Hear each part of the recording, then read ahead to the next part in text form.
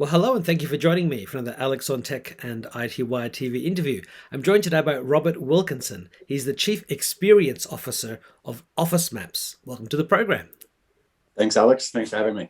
Now, I guess the easiest place to start is to ask you to explain what OfficeMaps is and what it does. Sure. So Office Maps kind of does what it says on the tin. We are a software company. We have a product where you can visualize your office and the people and the things that are in it. And Office Maps helps you to manage that office environment, to manage those desks, and to help people to find things within their own office environment. So, how did companies manage all of this before Office Maps? I mean, was it just through an Excel spreadsheet, or did they cobble together some sort of, you know, not very well updated app?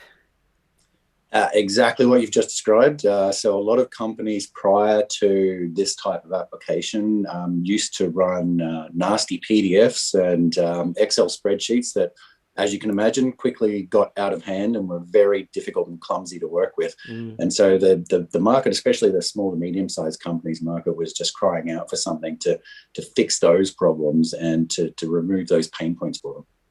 So that leads into the next sort of, I guess, obvious question, which is what prompted the creators to come up with this idea? I mean, clearly there aren't terribly many alternatives on the market, but probably there's something inside of programs that are designed to manage offices that are much more complicated. But this is a much more sort of all-in-one piece. So what sparked their creative juices on this one? You're exactly right. So, I mean, there are much larger products that do tons more stuff, but are also ridiculously expensive. So, Mm. they're aimed very much at that enterprise end of the market, but they do everything for a very small group of companies. And what our founders saw was that there were a huge number of small to medium businesses that had these specific issues but couldn't afford those much bigger products that were all singing on and all dancing. And they saw that gap in the market, and they sort of jumped in both feet first. And originally the product was on a slightly smaller scale, so it was more around managing static workplaces. But as the years have gone by, and with COVID especially, that's changed quite a bit. And we're now looking to manage those hot desking environments a lot more. And that's where the value is, I think, going forward for most businesses. Yeah, and I mean, Office Maps started in Australia, but it's now a global business. You've got customers all over the world. That's right. Yep. So most of our business is actually in the US, although we do have a large number of Australian customers. We also have a number of customers in Europe and in Asia, Hmm. but the vast majority of the business is in the US, where, as you can imagine, there's just a huge number of small to medium sized businesses where this fits perfectly with what they're trying to do. Yeah, I mean, I've been to giant offices, the Deloittes and all those sorts of things where they have sort of tablets, specially designed ones stuck to the front door of their offices or on the side panel, and they have these phones with all sorts of things. I mean, this is all just happening off your smartphone, tablet, or computer, right? Exactly right. So, I mean, it was built to be very flexible. So, Hmm. where you could run it off pretty much anything. It runs in any browser, although we do recommend a couple of the major ones. Hmm. But you can run it off tablets. You can run it off touchscreen kiosks in foyers. You can run it off native Android and iOS apps. It'll run on pretty much anything. Yeah, and I'm guessing it has all the APIs and the ability to plug into other calendaring systems and whatever else that people are using in their offices today, so that it's a truly modern application. Yeah, so the whole application is API driven. Where at the moment we're looking to expand the use of the API. So we integrate with Zapier, for instance, at the moment to expose some of that functionality, and that's becoming bigger and bigger as we move forward and we develop more and more functionality. We do have direct integrations with some hardware manufacturers as well. So things like desktop signs, sensors that you can stick on ceilings that can count people, quite a number of things. Yeah. Well, I mean, it only makes sense that you would integrate with some of those existing solutions out there. And I guess the sensors can even be used for security. Like, someone shouldn't be in that room at that time. And I guess you could set up something where it's telling you, hey, you've got somebody in that meeting room that shouldn't be there. Yeah, I mean, there's plenty of good use cases for it. I mean, especially around meeting rooms, being able to just identify how your meeting rooms are being used is something that's really important these days. When you're looking at really expensive real estate and making the best use of really expensive real estate, the more data that you can get, the better. And what you can do with those integrations is you can start looking at who is booking those meeting rooms, who is turning up to meetings, how many people are turning up, whether those meeting rooms are being booked and people aren't actually coming, all those sort of metrics that help you make informed decisions around how you use real estate. That's what we're trying to provide. Yeah, and of course we've all heard the stories of offices that, or people who own businesses that then want to downsize the amount of space they have because they're hot desking. They've got, various desks not being used. I mean, they can use that space much more efficiently. And then also, I was reading this. You come across these crazy articles on the internet. This one was about unethical life hacks, and I thought, oh, that's an interesting one. And one of them was like how you could sleep at work and find meeting rooms that aren't being used and sneak in there. So if there are meeting rooms being used by one person, or the sensors are telling you that, then maybe you've got an employee that's trying to do the dirty on you. But just simply tracking, not people as such, in the way that in that Orwellian way, but tracking resources. That's got to be a huge thing, and must be helping companies to really get better use of all of the money they spend every year on real estate. That's exactly right. And I mean, it's worth saying too that when you're talking about tracking these days, you're not, as you say, not in the Orwellian sense. It's tracking groups of people, or tracking behaviors rather than individuals, is what you want as a business owner, so that you can start saying, well, that the trends are that these spaces are being used in these particular ways. Not so much that, Joe Bloggs here spent 25 minutes sitting in the meeting room and he didn't move. No one's particularly interested in that. And to be honest, it's a little bit creepy. But that's not the aim of what we're trying to do. And it's not the aim of what most companies are trying to do. We're trying to surface that information that's going to make using the space better for everyone. And not just employers either.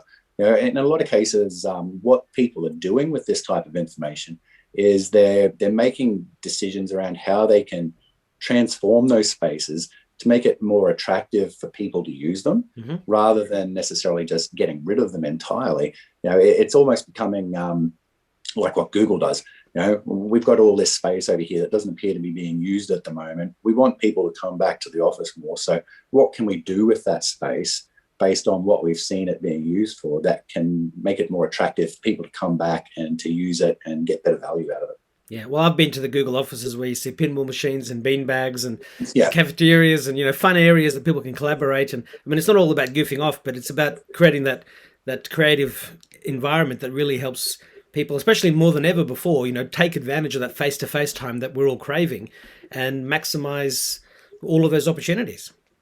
That's exactly right. I mean, we're finding already that most companies are not forcing people to come back to the office, but there's that concern that if people don't come back, or if they don't come back enough, when no one's suggesting that you should come back full time, or some people are. Well, yeah, I was going to say, I've heard that the chief executive of Goldman Sachs and some other bank in the US, they were like, employees have to come back. But I mean, it's easy for them. They're the ones on hundreds of millions of dollars a year trying to force their hardworking employees that were saying things like, 2 hours of commute, too bad, and it's like, hang on, that's not the reality that we're now living in. Yeah, exactly right. And I think what we're seeing is in a lot of cases that employees aren't interested in coming back to to offices full time. They're more than happy to work part-time at home or part-time from somewhere else. And there's benefits to both employers and employees by going down that route.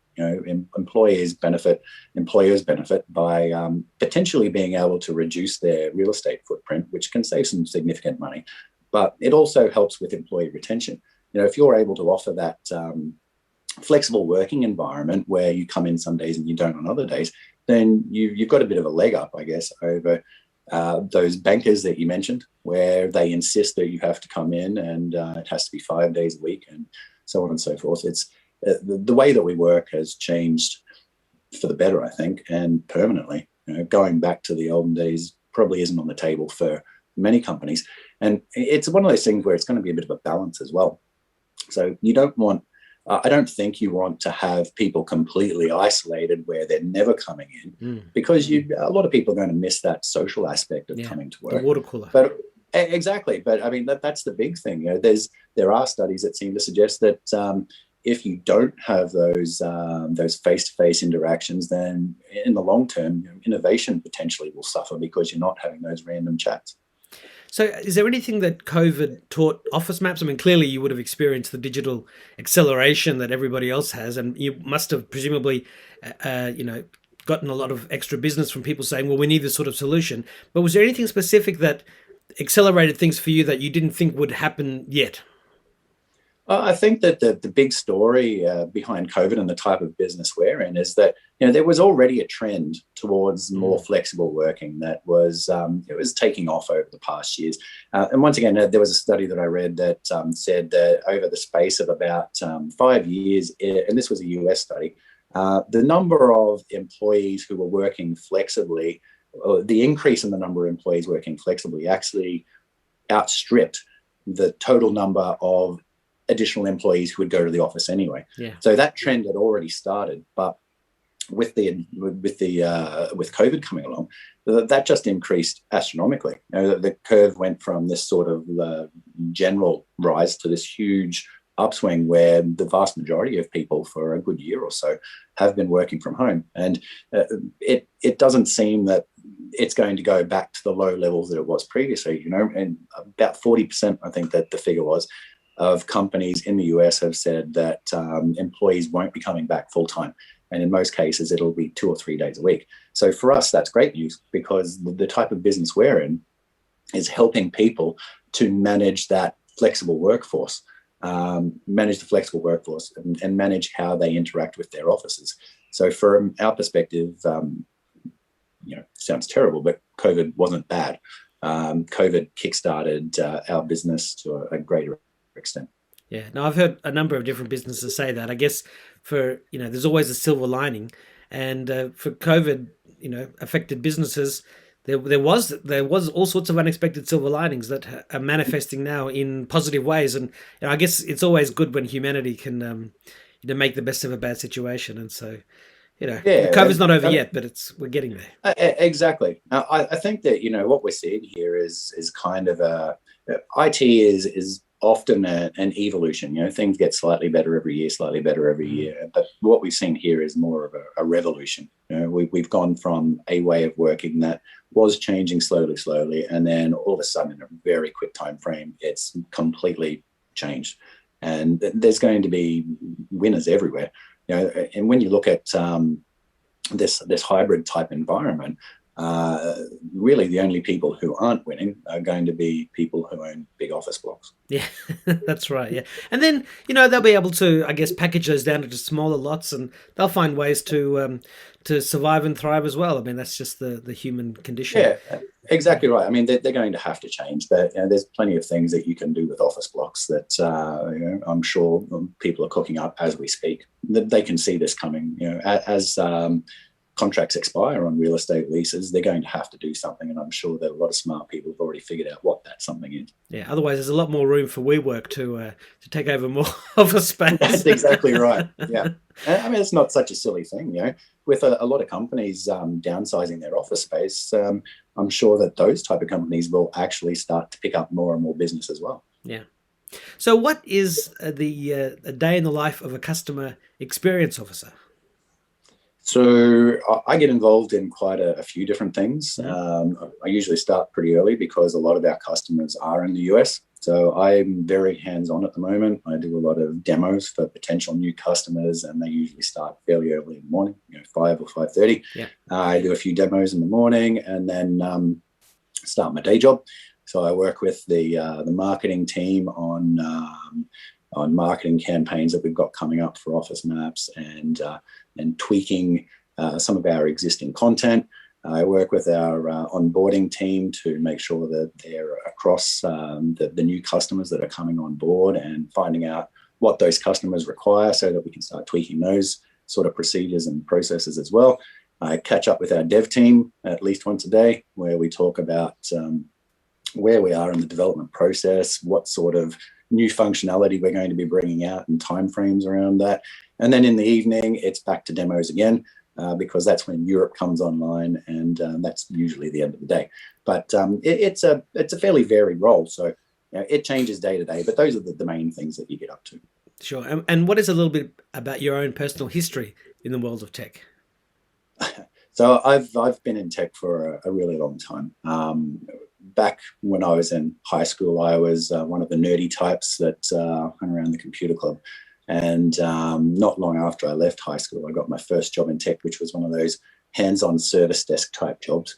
And I've kind of gone through every job in tech since then. So I Gives you started good on the perspective, right? It does. I mean, it gives you a well-rounded education. You can see you can see everything from a lot of different perspectives, which is important. It's not just enough to see, well, as a support person, this is my job and this is what I need to do. You need to be able to see it from the perspective of the people that implement, the people that market, the people that sell, people that buy it. That's the important one. And over the last 20 years or so, I've done most infrastructure type jobs in tech, management jobs, hands-on jobs, pretty much anything you can imagine, until I've got to here where I spend a lot of time with customers. It's kind of gone from that pure tech focus now to that pure customer focus, with keeping an eye on how the tech works for them. Now, one question I always like to ask is, what was your first memory of your first computer, and even of going online? My first computer was an Amstrad 6128 back when I was like, I don't know, 10, I think. Typing in all those games from the magazines. The basic days. Yeah. And I used to have a subscription to, I can't remember the name of the magazine, but you used to get the games you could create. And my first program I wrote in BASIC was a program that checked the gold lotto numbers for my parents. You'd type in the numbers from the night before, and it'd go through and compare what your numbers were. And at the time, very cutting edge. Yeah, I mean, nowadays you can grab the lot app on your phone and scan the barcode on the ticket, and it tells you. But back then, that would have been very cutting edge. Well, I mean, it's the phone these days has got way more computer power than the Amstrad did. That's for sure. But I also remember the first time I got onto the internet when I was, must have been 17 or something, when I had my first job. And I remember that the days of dial-up. You'd sit there and your modem would make that nasty screeching sound. That's it. And then you'd be online and you could go to Expedia, maybe it was back then. Can't remember. But yeah, you'd be waiting for the page to load line by line by line as it came down over your trusty 56K modem. Yeah. Yeah. And 56 not so good old days. And 56K was broadband. I remember the 300 bits per second modems where it was a very slow line by line, Yeah, well, I can imagine that one, but it was amazing. I remember, back to those days, the first time we had what was technically broadband in Australia, which was your Telstra fiber cable. And I think that was maybe 200K or something like that. Yeah. Which was revolutionary. 4 times the speed of 56K. Yeah, it was amazing. But they wouldn't let you have multiple machines behind your broadband system. You weren't meant to have a router. You were only meant to have one machine on at a time or something. Yeah. But back in those days, no one cared about that. You used to run your own dodgy little proxy. I remember setting that up on the old BNC network. So from the past to the future, how do you see Officeworks evolving over the next couple of years through to, say, 2030? Oh, look, I think that this software genre, if you want to call it that, is going to constantly evolve over the next 10 years or so. What we're looking for now, because people haven't quite figured out exactly how their offices are going to work over the next 10 years, it's really hard to make a prediction as to what features you're going to need or what audience you're going to need to service. So we're keeping a very close eye on the trends that are happening at the moment and what we think is going to happen in the future. But the only thing that's for certain is that what we do today is not going to be the exact same thing that what we do in 2 years. Anyone who stays still in this space is going to find themselves left behind really, really quickly. It's a very high tempo of development, and it's a matter of keeping up with what your customers are trying to do right this very second. And right now the focus is on that flexible work environment, that hot desking or hoteling environment. And in a couple of years, I dare say that's still going to be around, but the focus is probably going to change to be to try and include people wherever they're working, not necessarily just the office, but potentially not keeping track, but knowing where your colleagues are in general on a day-to-day basis rather than knowing where they are in the office. Yeah. So what is the best piece of advice that you've ever received to help you get where you are today?